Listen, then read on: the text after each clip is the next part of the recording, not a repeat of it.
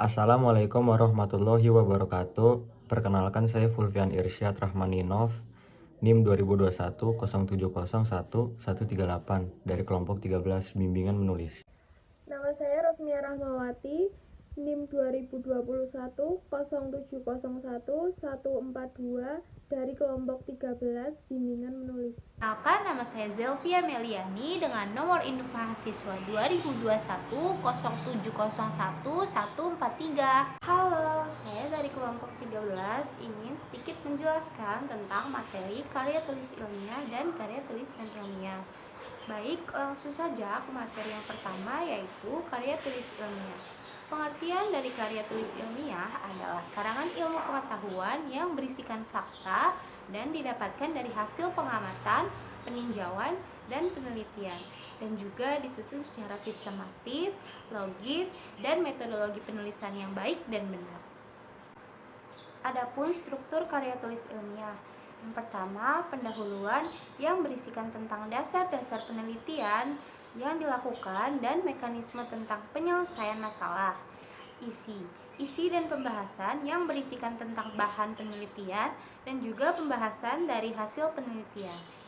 Lalu ada kesimpulan yang berisikan tentang analisis dari hasil penelitian dari struktur isi dan pembahasan di atas. Kesimpulan ditulis secara singkat, padat, dan jelas. Lalu ada ciri-ciri karya tulis ilmiah. Yang pertama, reproduktif, artinya karya tulis ilmiah bisa mudah dipahami antara penulis dan pembaca. Kalimatnya tidak ambigu, maksudnya karya tulis ilmiah harus memberikan pemahaman secara rapi, jelas, dan detail agar mudah dipahami. Lalu menggunakan bahasa yang baku, mulai dari penulisan sumber, teori, hingga penulisan kesimpulan agar karya tulis ilmiah ini bisa mudah dipahami oleh sang pembaca. Lalu menggunakan kalimat efektif agar sang pembaca tidak kebingungan dengan penggunaan kalimat yang berputar-putar. Lalu penulisannya berdasarkan rumusan teori yang dijadikan landasan berpikir, menyajikan fakta-fakta yang bersifat objektif dan ditulis secara sistematis. Bersifat rasional, maksudnya tidak membuat pandangan sendiri tanpa dukungan fakta. Lalu tidak bersifat emotif, yaitu tidak melibatkan aspek perasaan dari sang penulis. Lalu tidak bersifat persuasif, yaitu mempengaruhi yang meyakinkan orang lain, dan juga mendorong pembaca untuk berubah pendapat, tetapi tidak dengan argumentasi, sanggahan, dan protes. Lalu yang terakhir, pembahasannya lugas dan tidak mengandung pemahaman yang tidak jelas dan rancu. Selain karya tulis ilmiah mempunyai ciri-ciri, ada juga macam-macam karya tulis ilmiah. Yang pertama, laporan. Laporan yaitu berkaitan dengan hasil pengalaman langsung atau berasal dari sumber data primer. Lalu ada makalah, yaitu tentang penyelesaian suatu masalah yang ditulis secara ilmiah. Lalu ada kertas kerja, yaitu karangan ilmiah yang bersumber dari data di lapangan dan bersifat objektif. Risalah yaitu meneliti dan membahas topik tertentu dengan menggunakan metode secara sistematis. Lalu ada kolokium. Kolokium yaitu karya tulis ilmiah yang berbentuk laporan tertulis dan disusun secara ilmiah dan sistematis. Lalu ada studi kasus, yaitu penelitian proses penyelidikan atau pemeriksaan secara mendalam, terperinci, dan detail pada suatu peristiwa tertentu di bidang sosial. Ada juga skripsi. Skripsi merupakan karangan ilmiah yang berisi tentang hasil penelitian dan pengamatan dan biasanya ditulis oleh mahasiswa sebagai bagian dari persyaratan akhir. Lalu tesis. Tesis merupakan karangan ilmiah yang berisikan hasil penelitian dan pengamatan yang menghasilkan penemuan baru dari hasil penelitian tersebut. Lalu ada juga disertasi, yaitu karya tulis ilmiah yang berisikan dalil penelitian berdasarkan fakta yang jelas dan analisis yang terperinci. Biasanya bentuk karya tulisan ilmiah ini merupakan bentuk akhir seorang mahasiswa dalam penyelesaian proses atau program S3 atau doktor. Lalu yang terakhir ada proposal penelitian, yaitu penelitian karya ilmiah dalam bidang akademik yang biasa dibuat oleh para mahasiswa. Selain itu, karya tulis ilmiah juga mempunyai karakteristik bahasa. Yang pertama ada kecendekiaan, artinya bahasa harus mengandung keilmuan. Lugas dan jelas, maksudnya bahasa memiliki arti dan makna yang jelas dan tidak bertele-tele.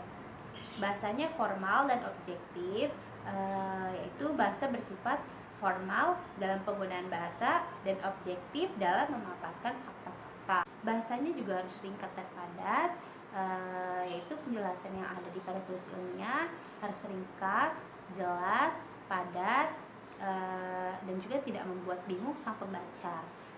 Lalu bahasanya juga konsisten, artinya bahasa yang digunakan bahasa baku, stabil, dan berkaitan satu sama lain, tidak keluar dari topik penelitian.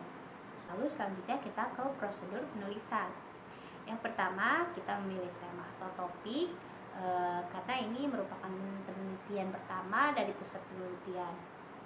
Lalu selanjutnya membuat outline atau kerangka agar isi dari karya tulis ilmiah ini bersifat konsisten dan tidak keluar dari topik. Lalu mengumpulkan poin-poin atau bahan-bahan yang bisa didapat dari Wikipedia, internet, dan lain-lain. Setelah itu, menganalisis data atau menyimpulkan data untuk diteliti lebih lanjut lagi. Lalu yang terakhir, merumuskan kesimpulan atau teori mengenai segala hal seperti saat pencarian poin atau bahan, pengamatan, dan penganalisaan terhadap penelitian objek. Lalu kita ke tahap proses penulisan.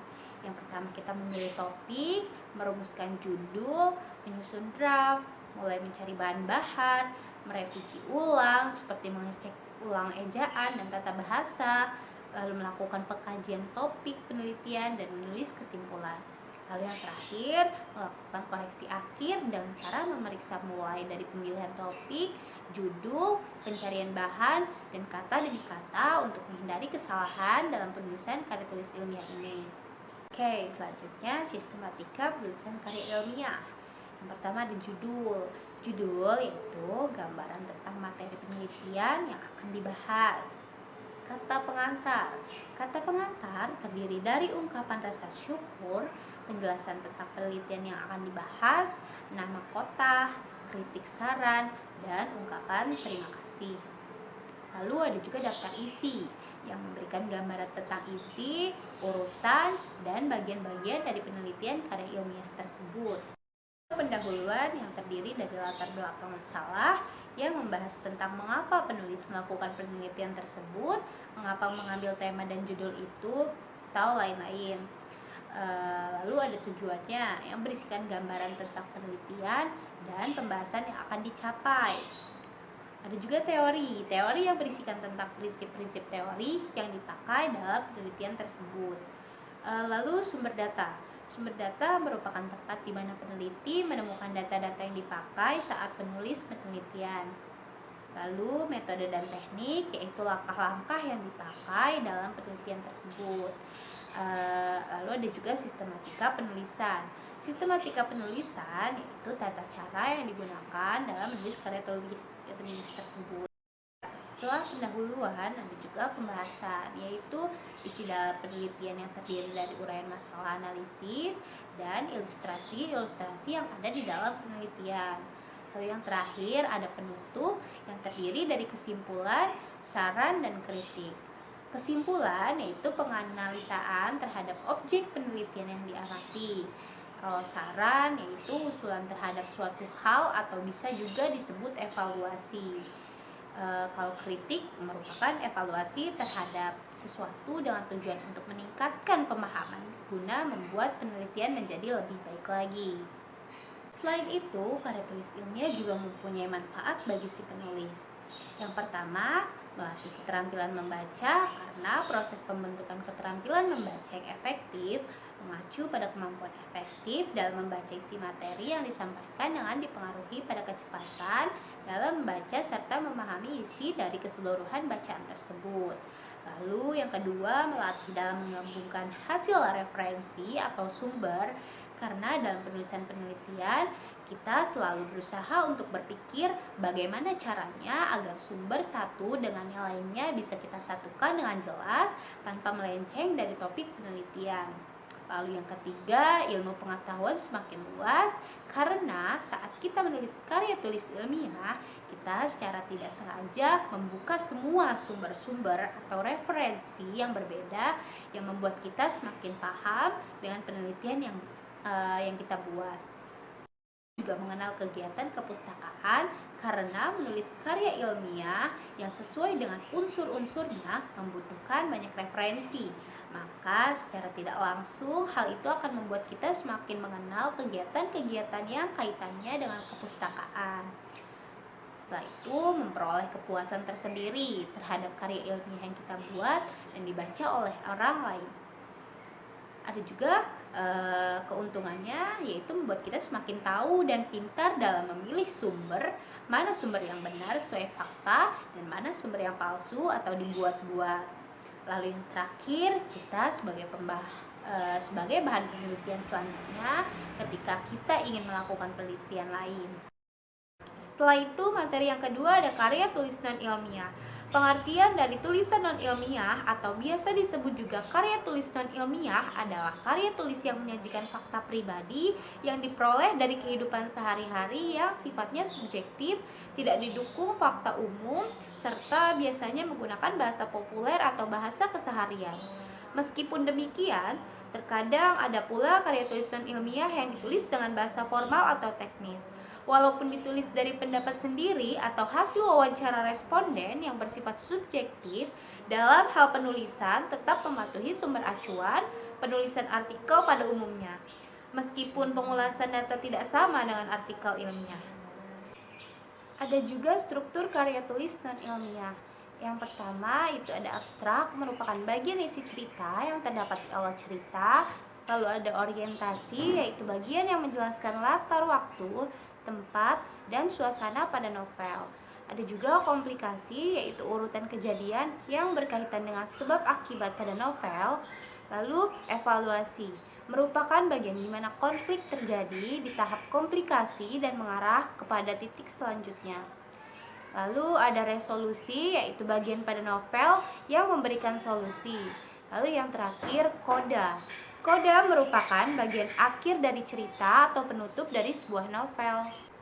Setelah itu ada ciri-ciri karya tulis non-ilmiah, yaitu menyajikan fakta pribadi yang sifatnya subjektif, bersifat imajinatif, usulan-usulan berupa terkaan-terkaan dan mengharapkan efek seperti diinginkan penulis, kata-kata sukar diidentifikasi, pandangan penulis tidak didukung fakta umum, topiknya dapat bervariasi, berisi usulan-usulan argumentatif, bersifat persuasif, motifnya mementingkan diri sendiri, gaya bahasa yang digunakan bersifat konotatif dan populer, dan yang terakhir tidak memuat hipotesis.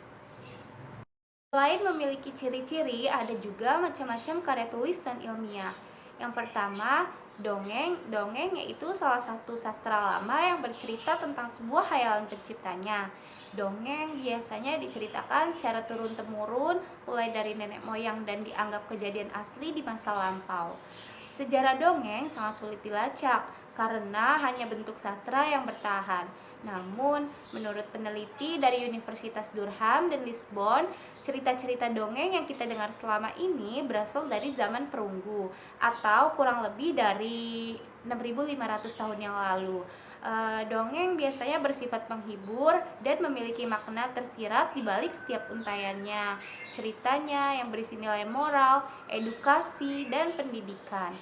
Lalu yang kedua ada roman. Roman yaitu karya tulis non-ilmiah berbentuk prosa yang menggambarkan watak dan perilaku seseorang tokoh yang diceritakan secara terperinci. Roman juga biasanya dikenal dengan kisah percintaan. Lalu yang ketiga ada hikayat. Hikayat adalah karya sastra lama yang berasal dari Melayu.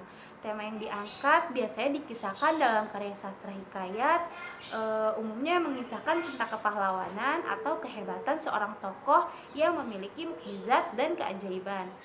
Lalu yang keempat itu ada cerpen. Cerpen atau cerita pendek adalah karangan berbentuk prosa atau biasanya dapat dibaca satu kali duduk dan berfokus pada suatu insiden dengan maksud membangkitkan suasana hati yang dikemas secara pendek, jelas, dan ringkas.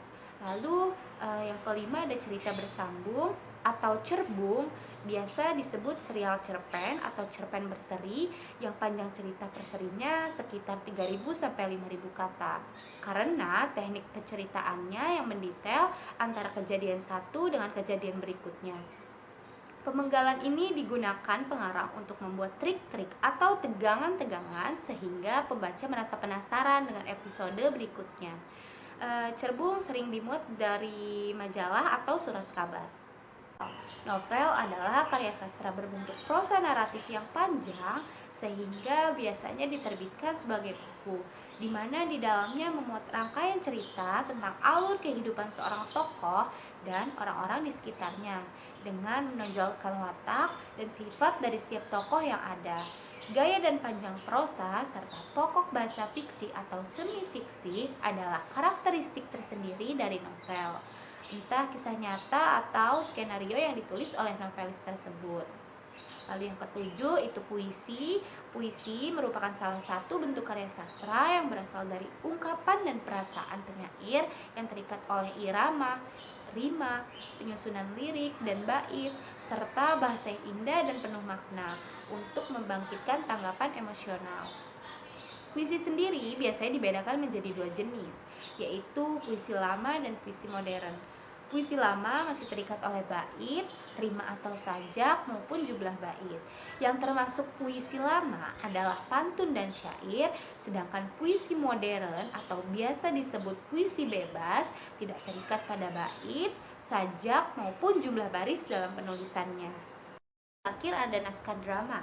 Naskah drama adalah teks yang berisikan dialog, baik puisi atau prosa, berdasarkan konflik batin dengan gambaran karakter-karakter tokoh di dalamnya. Dalam menulis naskah drama harus terkesan dramatis agar para penonton bisa ikut merasakan perasaan, kepribadian, motivasi dari rencana karakter, karena penonton hanya melihat karakter melakukan kegiatan tanpa ada komentar penjelasan dari penulis naskah. Baiklah, sekian rangkuman materi yang dapat kelompok kami sampaikan. Kurang lebihnya kami mohon maaf. Wabillahi taufiq wal hidayah. Assalamualaikum warahmatullahi wabarakatuh. Semoga hari kalian menyenangkan.